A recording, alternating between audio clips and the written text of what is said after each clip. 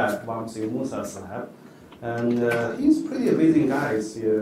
He actually has undergrad in maths in Oxford or somewhere, and then did PhD and MD as well in biology. And then he came to Eric Lander's lab as a postdoc, and he was Eric Lander's protege. He was quite good. He's probably in the mid-40s and just became National Academy member last year. It's quite successful, and he's expert in mitochondria, which is an important energy unit in the cell. That's. Why don't you actually come and give the talk? Vamsi Musa.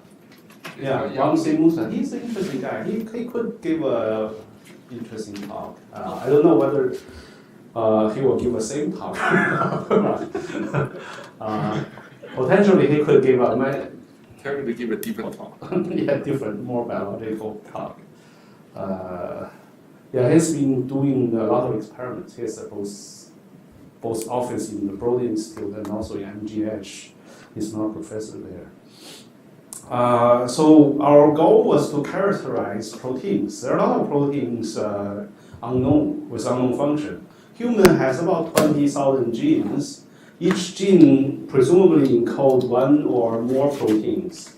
So each gene could potentially encode multiple, but in many cases they encode one gene or one protein.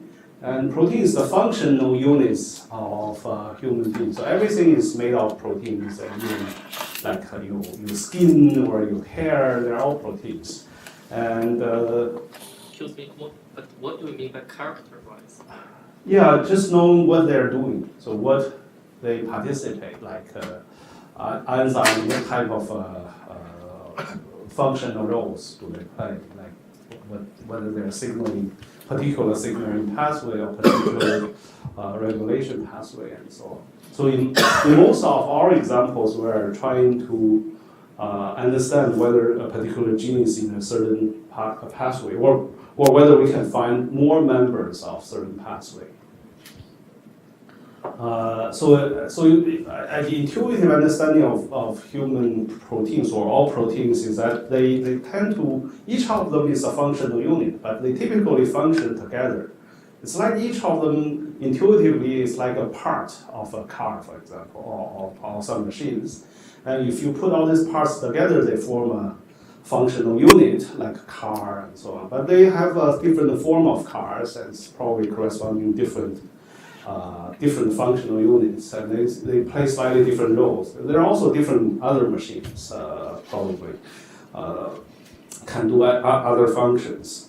So in the past many years, biologists have assembled a lot of knowledge about different pathways. There's a big database of pathways, at least 900 to a few thousand pathways people already know. But definitely we don't know all their members. We know some of them. Some pathways we know very well, some we don't know very well. So the question is, can we tell something about that? So this is an interesting picture saying there's some proteins people study a lot. They have more than 10 papers on that. And some proteins have only a few papers on that. Typically means they're not very well understood. And some proteins, there's no paper about them because there's no publishable results on what this function of this protein is. Typical, like what my ex-wife, and what she did is some particular protein involved in some immune system. And what she did is to knock out that protein, that is to in the mouse and see what's the function of the mouse.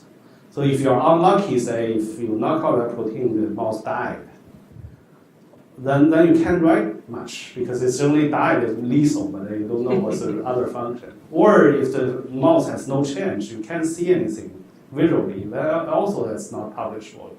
But if you see, the mouse become dumber or become fatter or become slower in some way, then you can say, this probably affects this and that. That's typically how the biologists did work about 20 years ago. Now they actually have much less of that. They do more like big data type of approach or whole genome type of analysis, generate a lot of data. So we pretty much are following two strategies. One is use evolutionary information, trying to figure out whether genes are co-evolving. So if you have a set of genes which evolve in similar patterns, and you may suspect that they have similar functions. That's why they always stuck together.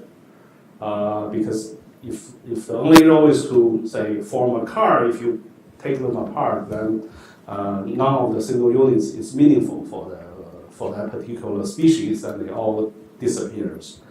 So one useful information is to look at the phylogenetic so-called profiling, meaning that whether this protein is absent or present in a certain species. That's called profiling. If you look at enough species, you probably get a sense of what its sort of related proteins are. Another thing is the main focus of the talk is so-called integrative genomics, which is trying to use all the available genomic data, which is mostly gene microarray expression data, to study which set of proteins tend to co-work together in similar environments or in certain set of environmental cures under those different, for example, maybe some type of tissues or some type of stimulus, and a particular pathway will be activated. So we're mostly building a model, which I won't give too much details. So this is about the genomes. There are a lot of genomes. There's so many species up to 2012. If you think about this pattern being extrapolated, there are more and more species. But there are certainly about a few, like 300 or 400 eukaryotes now. But prokaryotes are a lot more. So if you have all this together, so this is show you a tree of life. This is a species and different major branches of species. This bacteria and archaea is related to that. This is eukaryotes, including human and animal and so on. Like human is only a small part of this animals because it's big different families. So this is the idea of phylogenetic profiles we previously studied. That is, if you look at different proteins and see whether they are present or absent in certain species, and that form a 0-1 vector, and then we compare their 0-1 vector and to see how close they are. But of course, this kind of comparison can be tricky because of the relationship of these different species. The first approach is just treat them as just simple binary vectors and compare their simple distance, Euclidean distance, or Hammer distance, and so on. But that is treating the information from species completely as as a star, so you don't treat the species differently. So our goal was trying to utilize the closeness or distance of species to re-evaluate this kind of 0 and 1s in the role of comparing their distances. That does give us a lot more powers in detecting the co-evolved proteins. But this is roughly the idea of this phylogenetic profiling, just using this kind of code. But this is only showing 3 species, but we typically are looking at 200 species, looking at a vector of 200 long. But with how many proteins? Proteins is depending on your interest. There could be a few, there could be like 100 or 200. And we actually need to cluster them if you have a lot. We even tried if you have only one, then of course you don't have much to re-evaluate. Just use 0-1 to search the database. But you need to give a slightly different weight to each species to reflect their evolutionary closeness or distance. So this is the examples. We typically take a sort of diverse species all the way from here to here. Yes. So how is this tree made? Sorry? How is this tree made? Like how do I don't know. We are just copying from some book. There are a few algorithms people use publicly available for. But this is looking at the presence or absence of genes as units, or you're taking genes that are present in all of these and looking for the similarities between them? The trees is pre-given. It's computed based on whole genome, sort of maybe many proteins comparisons. Typically 100 or 200 different proteins, and trying to assess the distance of different species. And then we treat this tree as given. And when we are looking at protein, each of the single protein, looking at their phylogenetic profiling, we need to assess whether that protein is absence or presence in each species. And that is actually a touchy issue. We use blast research type of things, but there's a lot of uncertainties there. So we are still investigating for how you can improve that, but that's a rough idea. The tree is given. That you utilizes not only one protein, it's typically a few hundreds, I think, for the whole genome. So the limitation, as I mentioned, was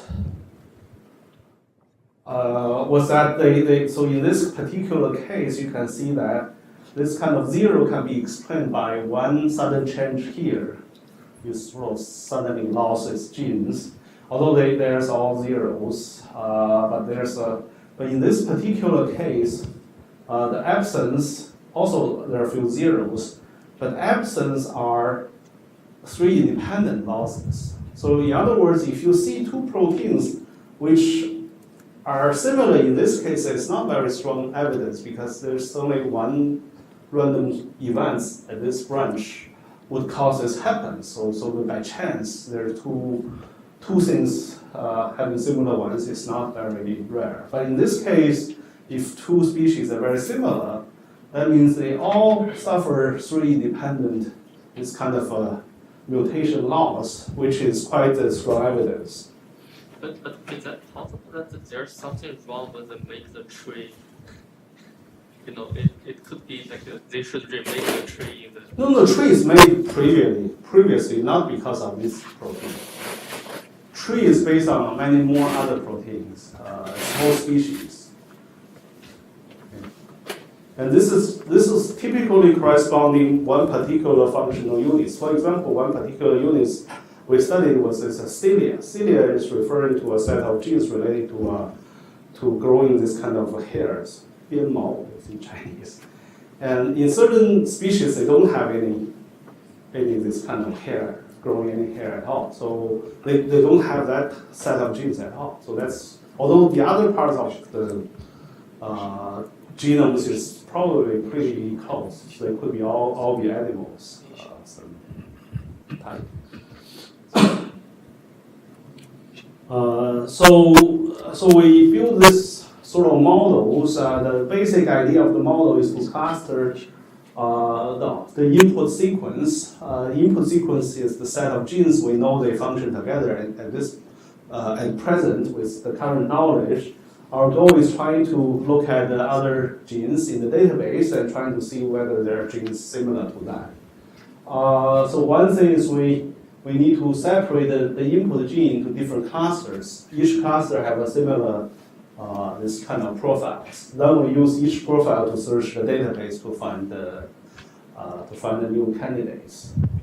And the difference in our approach is to modify different ways of defining the profiles, and then the way to search a new database, giving different weights to different species branches and so on. So I won't go into details on this. And this is one example where our input is from 44 genes. These are 44 genes, and the algorithm gives us a few clusters. These few clusters are very similar, but this is the biggest one, and there are a few smaller ones which only has one gene, we typically don't feel that it's reliable enough. So even with this one big subset of genes, probably around less than 10 or 10 genes, roughly, these are all blues. And then we go to the database to search, and these are the top lists of the hit. And for all this one with arrows, we found very recent literatures, biological experiments validate they are indeed in these pathways. So these are pretty strong evidence. There are many other predictions. And we also predict some other things which so these are the three papers validating our predictions. We also have some other examples of the similar sort, but I will not discuss much. So this work was published in Cell with our collaborator. This is the program that's being used. So one of the limitations of this method still is to deciding the absence and presence of the certain gene in a species. And in the genome, we have many proteins or genes that are similar. They have slightly different. They are called homologs. They have very similar sequences, and their functions are also similar, but there are slight differences. And so, for example, there's something hemoglobin, like globin type of families. They have one of them is probably hemoglobin is capture oxygen, but there's other globin which capture some other things. There's slight difference, but their ballparks are similar. In which case, it's sometimes very hard to determine whether another species have exactly this particular gene or the other brother gene or something like that. Then it's become very murky. So that's one limitation we are still working on. So another approach, as we described, is to use the gene expression microarrays. So these are some of the recent papers trying to, from also Musa's lab, and they have done a lot of pioneering work. Most of them based on intuitions, and some of the hand carving. They just look at data and they sort of heuristically assess the importance of the way of different information and give some educated guess, and they can do experiments. So they actually publish in pretty nice journals. And this is a paper published in, I think, last year about this algorithm, which is similar to what we saw. At that time, we are also doing a project in a similar way. That is, we can have a query genes, a set of genes, and we look at whole database of all the microarray data and trying to see which other genes are sort of in the similar expression patterns with this guy. Meaning that these genes at different conditions may express slightly differently, so they have a variation. And there's usually in the same, if they function together, their expressions are also very highly correlated. So if one gene is up, all these group genes are up. But they're not exactly correlated. It could be two parts of the same units. And one part is genes are highly correlated. Another part is slightly different. So the goal is to find other genes which are co-expressed. So previous work was for co-evolution, that's using historic history, the evolution to tell us. Here is using contemporary experimental data on gene expressions, many genes, gene expression microarray data. So this is an illustration of the combination of the two sources of information. You can see that by evolution, it's very extreme. The p-value is small, and by expression, it's also extreme. So they sort of are both source of information indicate this MCU is very significant association with a particular pathway. That's their hand-carved paper for this case. We want to make some more automated version of that. So this is the graphical view of this so-called experience screen we are trying to approach. So our input is the GO is the gene expression omnibus, which is a government-funded NIH database containing thousands of microarray experimental data. Researchers submitted. So if you conducted this microarray expression experiments, you send it to the NIH database. And this is illustrating a particular functional units like pathways, and these are different genes, and these are doing this heme synthesis, trying to combine this iron and heme together, and these are different proteins involved. And the goal is to see that if we input the current members we know in this particular pathway, join together with all other available data, and can we infer more? Can we infer more of the members? So this is the heme. So we call this set of the heme genes. And now if you look at all the gene datasets in this GEO, the gene expression omnibus, so each dataset will come from one lab. This lab probably did 100 tissues of, say, muscles or heart tissues or something like that, or under particular stress conditions of certain yeast, certain species. And then they measure the gene expressions of all the genes, and we look it up and see whether the heme, this set of genes, have some co-expression patterns in there, in this particular data set. Okay. So if they do, then we say this probably is a good data set to activate this particular pathway. So it's possible that the experiment has nothing to do with that pathway, that pathway pretty much annoys, that is not interesting. But if they show some kind of consistent variability and co-expression, they seem to suggest there are good experiments, good data set related to this particular pathway. And then if we are able to pick out all the experimental data which are related to this and combine the information together, that gives us a stronger evidence of what kind of expression patterns these heme genes are. And then we can use this combined information to search other genes and to score other genes and to see whether they should be part of this heme pathway. So this is so overall, with this analysis, we want to give weights to different data sets, the weight reflecting how relevant this experimental data set is to the particular pathway. And after we have the weighting, we can use those highly related ones to reinforce this heme expression patterns. And then we use that patterns and this weight data set weight to search for the remaining genes. So this is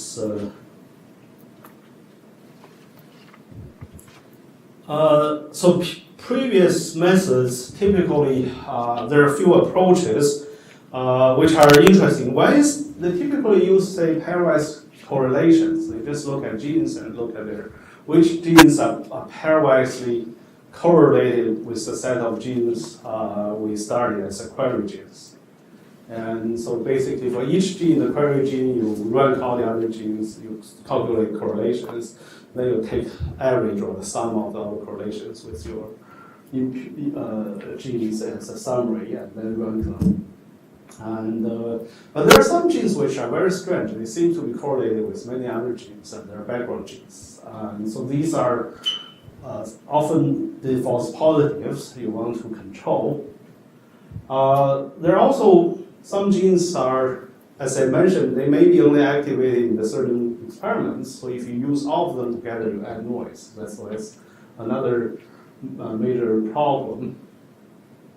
And the third point, actually, we didn't list here is that not every genes in the particular query set should co-regulate. They may consist of two parts, maybe this part up and down at the same time, and that part up and down at the same time, but they are not necessarily all up and down at the same time. So we want to partition the gene set first, and then expand each smaller modules to find other candidates. So that's the idea of this approach. So the partition step, we simultaneously do these two things. We select cluster genes into different modules according to how correlated they are. They have high intercorrelation. And also, we try to score each data set to see which data set will support this high intercorrelations. And then we will try to expand to identify other genes that is co-expressed with this kind of modules. So this is the expansion step. That's two main steps.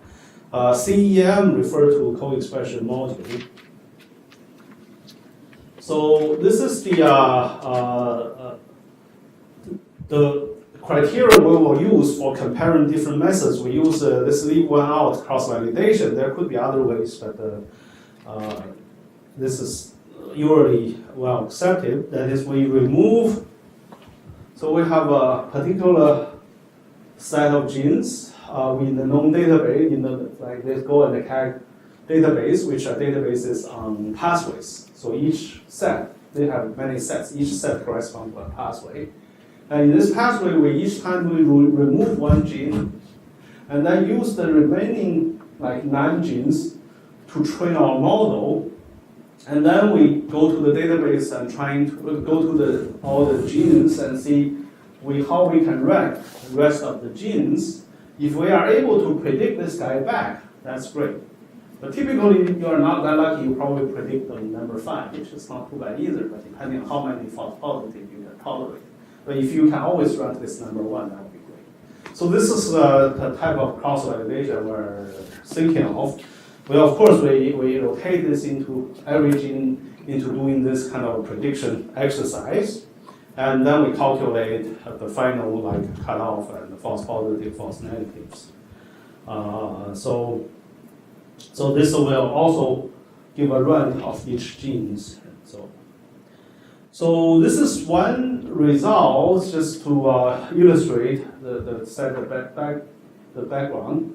If you don't do anything, you just randomly guess, the success rate is this. It's not too bad. It's pretty low. And if you use one particular data set, which is called mouse tissue atlas, that's actually really very good experiments with hundreds of mouse tissues conducted huge experiments. I think this is one of the big Cell papers, very well known in biology. And our data analysis also show this is probably the best data set, single data set that can support a lot of co-expression things. So this is our results. If we do our full models and taking care of the background and so on, you can improve at least double the sensitivities and with the same specificity. So that's a kind of improvement when you combine more data sets correctly. And here is comparable to using one experimental data set if you don't do background corrections, meaning that you don't take care of some of the very highly correlated genes and so on. And this yellow, another one, so this is, and this is their data seq method I mentioned. If you compare their method, they're actually worse than using this one data set. So they never did this experiment. They did some other experiment. But so this is a situation where when we submit our paper, we're a little worried. We're too critical of their papers because we show they're really worse than just using one data set, although they're combining all the information. So we didn't really include this picture in the submission. Then the editor came back saying, "Well, we didn't show any comparisons, so you have to show comparison with some recent methods. This is the most recent method they have to compare with." But then why people still using this seq? Well, they didn't know. They saw this. He didn't show this. They didn't show this picture. I guess in certain set they're doing better. They can claim we haven't tuned their algorithms well enough, but it's not clear. They have a special smaller data set. They perform pretty well. I think in that particular case, we are better, but not as significant as this one. Does that mean in that data case you can also fine-tune to that small set that makes a factor? Yeah, small data set with FEL, that's probably quite easy. For many methods, it can perform reasonably well. So you don't have really much room to improve. That's the case. But in this case, it's harder. So I don't know if you optimize them in a clever way, you can do even better. So this is also an illustration of the algorithm. We have different data sets, and so this corresponds to genes. This probably corresponds to different tissues, and these values are illustrating their expression values at different tissues or different different treatments. So we're interested in set of genes which have similar high and lows in a particular case. So we'll want to partition the gene set into different parts. So the first step is we turn each gene set. So it's kind of hard to do this integrations because you don't quite know how they normalize them. They probably slightly different experimental techniques. If you use their raw like gene expression values, it's pretty hard to unify even the calibrate their normalization methods. So one simplification we made is to turn each data set into a correlation matrix. So that particular data set tells us how different genes are correlated in that particular case. So we just turn this data set into a correlation matrix. And this typically is maybe 10,000 by 10,000. The largest one can be 20,000 by 20,000 matrix. But many of them maybe have very like noisy level values. But some of them are bigger. So you look at this one, they're like this dark blue ones meaning high. These are quite noisy, so they're pretty low. So probably more like random correlation matrix. So each data set, after we turn them into correlation matrix, we're trying to reorganize genes and basically reorganize the order of genes so that each of them will look like a patch, or we assume they have similar correlation values. This is for the query gene. Sorry, I need to take it back. So this correlation matrix are not that big, depending on the query. So if you input this 100 genes, this is 100 by 100 correlations. And if you input like 200 genes, they could be 200 by 200. We did input like 10,000 genes. It's possible you can do that too. That's 10,000 by 10,000. It's dependent on your input query gene set. So in this case, if we somehow cluster the different group of genes so that within each group their patterns are very similar, then we say these are one module, this is another module. But some experiments you can see that they only show one module, a part of one module. The other module actually have very low expression. This probably corresponds to a different species type or different treatment or different tissue where this part of the whole pathway is inactivated. It's not very valid. So this can happen. Or this data set, none of these modules show up. That's also possible. So the difficulty is to simultaneously deciding which data set is supporting this type of partition and which partition is the correct partition. So this is kind of a two-way thing. So we do this iterative Markov chain Monte Carlo. At the end, we have weighting for each data set, and also for each particular module, we have the weight from each data set. So we will try to extend this module we found, for example, this module 1, and then we will calculate the correlation, also taking into account of the dataset's weight and trying to predict the other genes, so how their other genes are likely to be from this module. So this is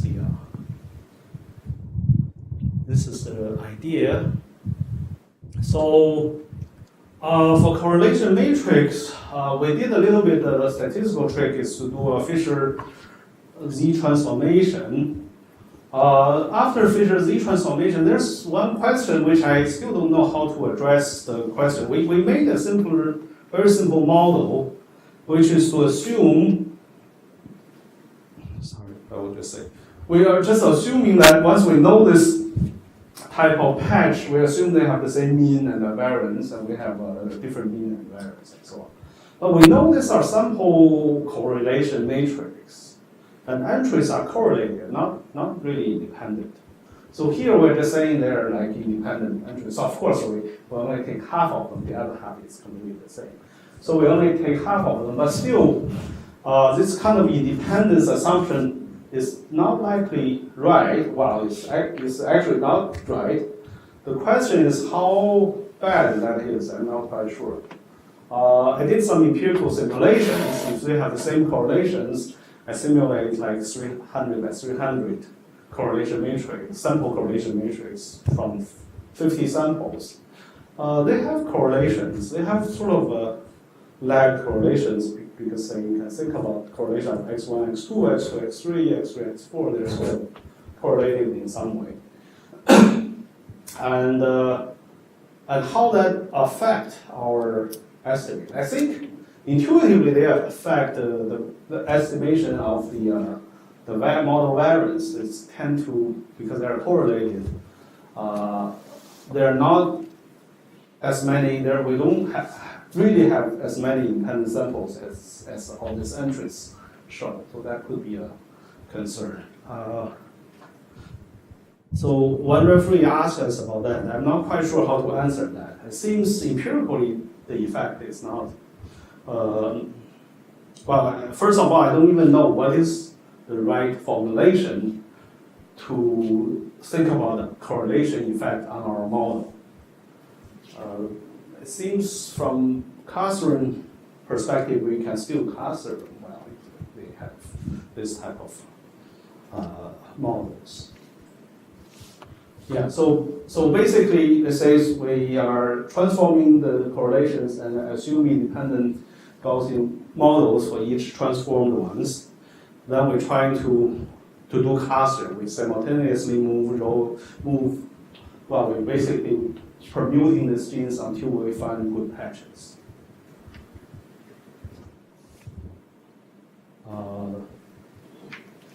So there are some similar type of problem. There are some applied math people or the CS people are doing, they call it community detection. It's very similar in a way, but they are 0 1s. They're simpler to analyze.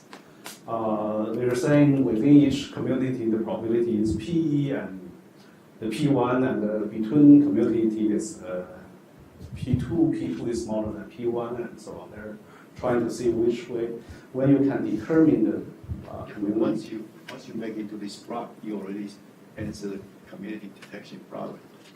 Yeah, but of course we don't know this. They're all messed up now. We just don't know which ones are. I should put. I'm trying to find permutation to get it here. I'm gonna ask you. Yeah, and we are just saying these are all continuous values, right? They're not 0 1s. We're just trying to see if we can permute genes so that within each subgroup they have similar mean with some variance. So that's the when we do this Markov chain model, it seems to work quite well. At least my students always seems to work well. And these are some of the illustrations, and they not only can find the big patches, they also can find some secondary modules where, say, like this particular data set will not show this particular community, or this community is completely wiped out. It's similar. In other words, its means will be similar to the background. And in this case, there's nothing going on. So that's the rough idea, and the computation is being done by Markov chain column. So this is the comparison, some of the comparison results. The green one is the CLIC. Which one is this? And we did have a version of CLIC which does not do any partitioning and also doesn't take care of the background. It's becoming pretty bad. If we don't model the background well, and it's becoming pretty bad. But if we do take care of them, take care of background, take care of the partitioning. So this is the best data set. This is the background. So the best data set, meaning that we can infer what is the most supportive data set and use that data set only. And this one is like the mouse. So the best, so we are showing that if you choose the best data set, you rather not to choose, you just use the mouse one. Mouse is pretty good. This is the no partitioning, so that is, we are still doing our approach, but no partitioning, you are slightly better than the mouse, but not too much. But if you do both, you can get very good results. And this is the best data set with no partitioning, it's getting worse. So we did different variations, just trying to assess which part of our models are actually helping. It seems the background correction is very important. And also aggregation of different data sets correctly is useful. And the partitioning is useful. If you don't partition the input genes, you just throw them together and assume everything is correlated, you tend to lose information. And this is another data set. So, which we did another experiment after some screening, which is more technical than interesting. It's becoming 2000. We use there's some of them are really very few tissue, very few microarrays, like 2 or 3. Their correlation doesn't mean anything, so we just throw them away. So we use at least 6. But this actually prompted us a very interesting question, and also referee asked us, because we are saying different data sets, but these data sets are not created equal. Some data sets are just replication of other data sets. Some data sets are quite different. So there's a sense of diversity of these data sets, and depending on what we want to find, how you quantify the diversity of data sets can be an interesting issue. We are not quite sure what to do with that. So sometimes, if we only focus on particular type of tissue, particular type of data set, like all the human tissues, that's a particular subset of the data set. That can be interesting to reveal some patterns. But if you put many species together, these are revealing some other things. So there's more like statistical and also philosophical questions on what do we mean. It's a little similar to sequence alignments Sean talked about last time. If you have many proteins with similar sequences, if you align them, you have a profile. But there's a sense of what do you mean. So some of the proteins are really similar, and some proteins are more diverse. We don't have a profile. Of course, those very similar ones get reinforced each other. But if you imagine some species just by chance create a lot of copies with no particular use, and then this particular similar proteins, similar patterns will be very much enforced, which doesn't mean biologically interesting. So you sort of want to make more profile more representative in some sense, but there's no clear definition of representative means. Okay, so we have 2,000 data sets, and then we are actually doing a lot of quality controls on what is a good data set, what is bad. Typically, it's kind of interesting if you look at their correlation distributions. If their correlation distribution is more like normal, that's a sign of the good. If their correlation distributions are kind of bimodal or some strange patterns, they're typically correspond to very noisy data sets. I don't know why, but typically these are experimental errors, bad quality data. So we did throw away some of this bad quality data. So with the final data set, and we can do these comparisons. So here we focus on a few discoveries. So this is the one particular pathway. So these are different pathways in this. We are just listing some of them, and with this very strong sort of patterns, we call it CEM stress. And here is the membrane, some matrix, and oxidative phosphorylation. These are important processes. And this is one particular pathway related to the oxidative phosphorylation. At some point, if you read some newspapers or science magazines, oxidative process seems to be involved in many things, including genes and including cancers and so on. Anti-oxidative, some type of things. So for this case, we actually found a few modules, and for this particular, the largest module, we can make predictions. All these predicted top predictions are validated, but it's nothing particularly new to biologists because they're all known biologically based on later publications. But from our computing algorithm perspective, the algorithm didn't know, so it's like really a positive support.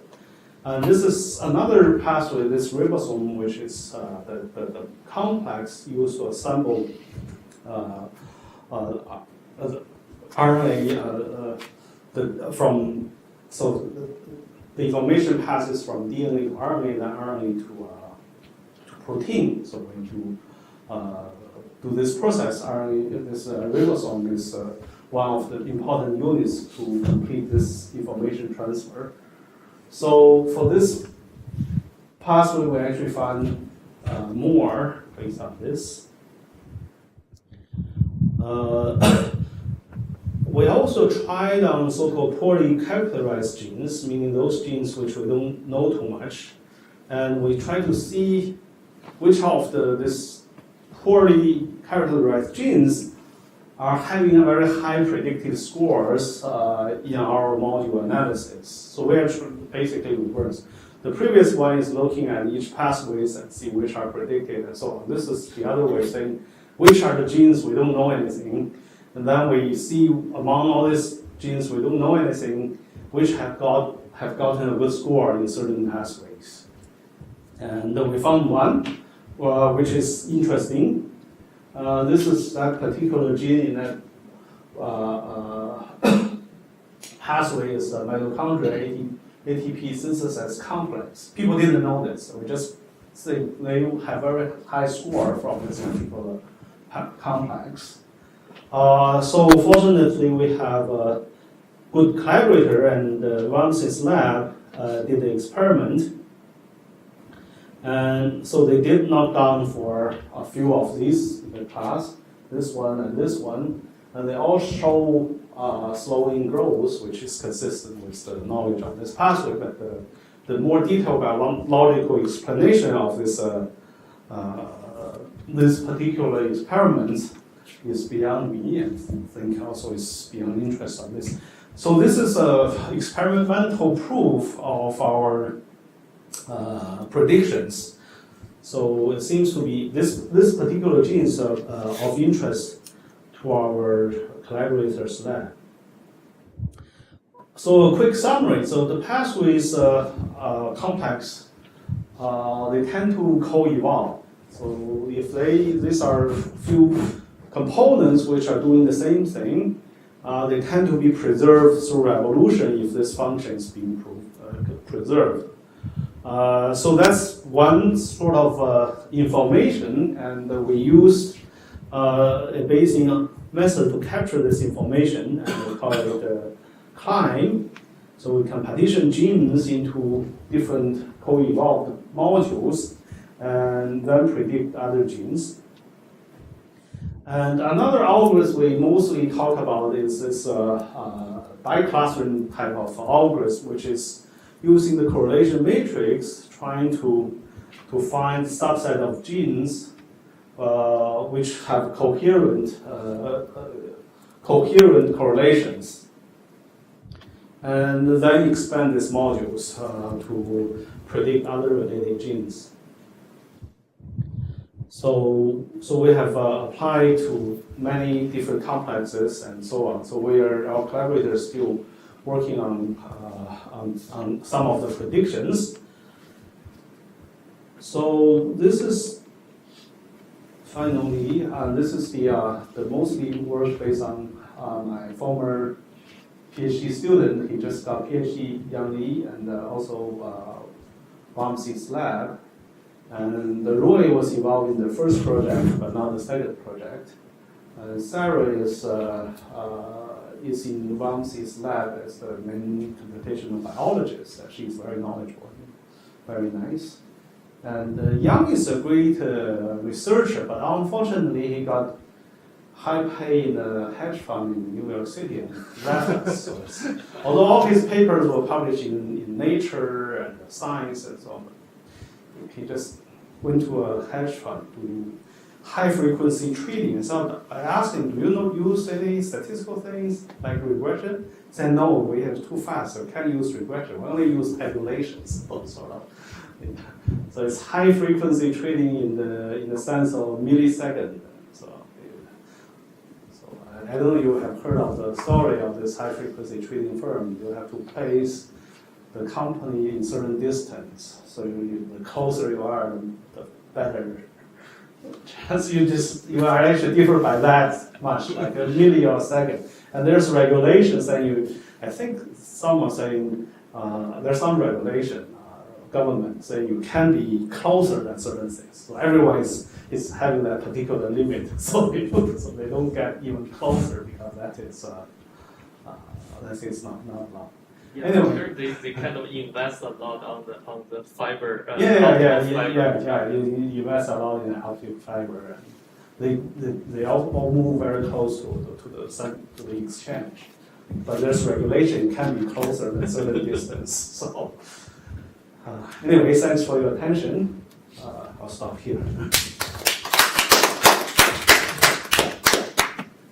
Questions, comments?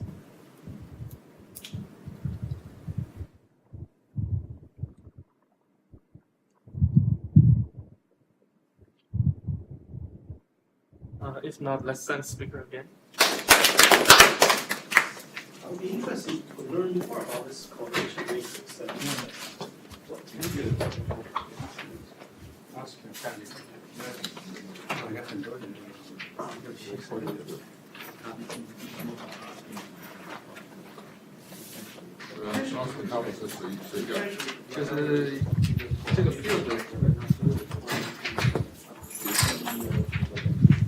Actually, it's random. Now we try to move around.